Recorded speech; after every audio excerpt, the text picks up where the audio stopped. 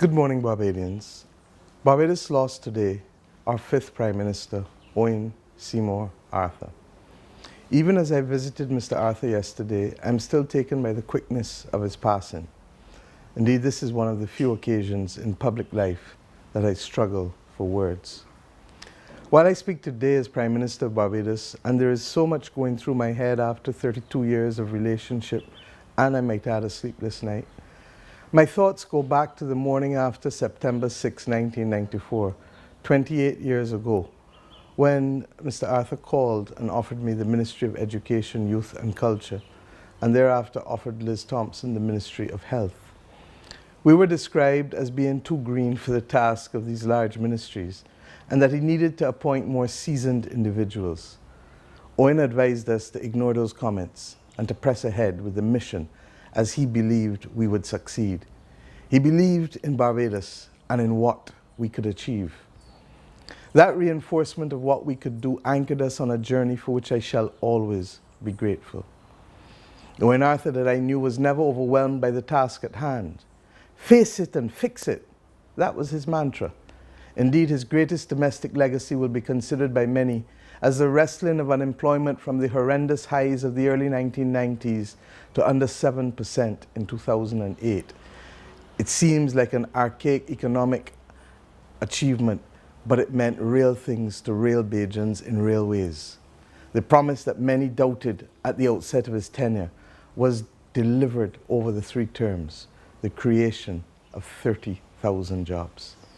And when it came to our country, Owen defended Barbados with a ferocity that reinforced in many that he understood and accepted that those who went before had set a very high standard for the defense of our country, and that he was duty-bound to continue in the same vein.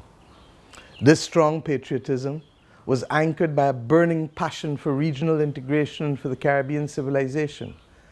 This passion fortunately coincided with his responsibility as the lead Prime Minister in CARICOM for the single market and single economy. I was with Owen in Jamaica when he signed in 2006, early 2006, with tremendous pride, the instrument that brought the CARICOM single market into existence. He was brimming with pride. On another front, Owen set out to and did master the art of politics. But he never in so doing compromised his economic training and his commitment at all times to sound policy. It was his hallmark. Owen, from the early 1990s, molded a new class of politician in this country and changed in many ways how those representatives would serve to better meet the changing needs, would serve the better chances and obligations of a politician as they serve their constituents. He worked assiduously in his own St. Peter to make this the new standard for political mobilization and representation for all. And we all followed. I witnessed it firsthand as I managed 4 election campaigns for him, 2 general elections and 2 by-elections. On looking back at the closing years of the last century and the early years of this century, there is no doubt, my friends, that Owen Seymour Arthur was the man for the times. Owen never lost the thirst for public policy, not even after he left government. His counsel, especially on the Barbadian economy, was rendered to all governments. Indeed, it was on this platform where duty met politics and policy in the national interests that he and we would anchor our most recent relationship. And I thank him for meeting me here in the last 18 months. I asked him to serve in a number of key areas, including in a Jobs and Investment Advisory Council. This came after his work in the last year as he helped this government in the forging of a new industrial policy and in the review of the international trade options of small island developing states as we prepared ourselves to be the smallest country to host an UNCTAD assembly.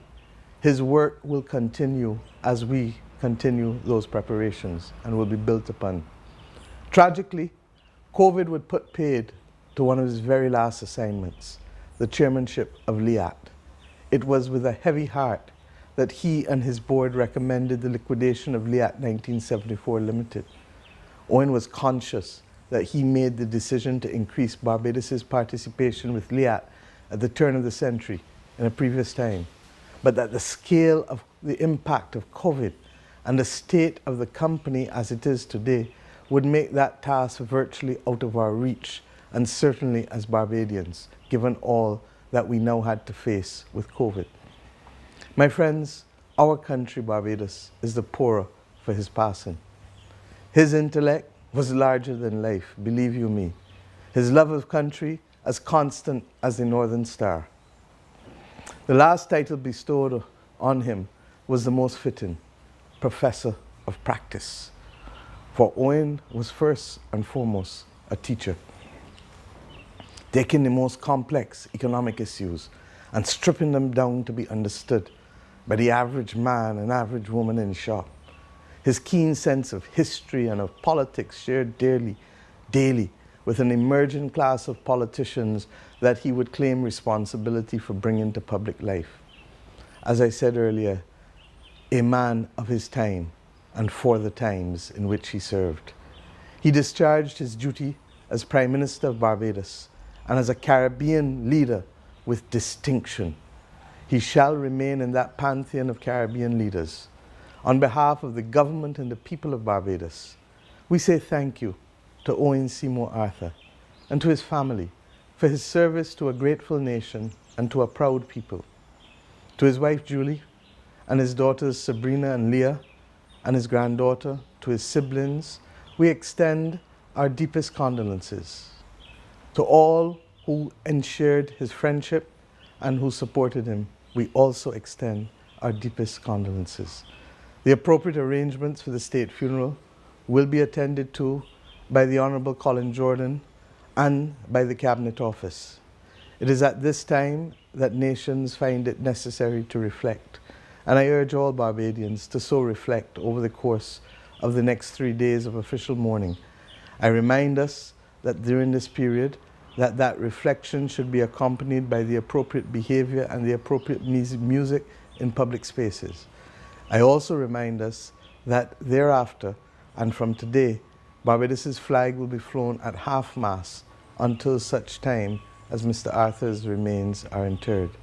May his soul rest in peace, and may his family be buttressed by the prayers of all Barbadians, as I ask you, wherever you are, to uplift his family in prayer and to reflect on the manner in which he positively contributed to the life of our nation. I thank you.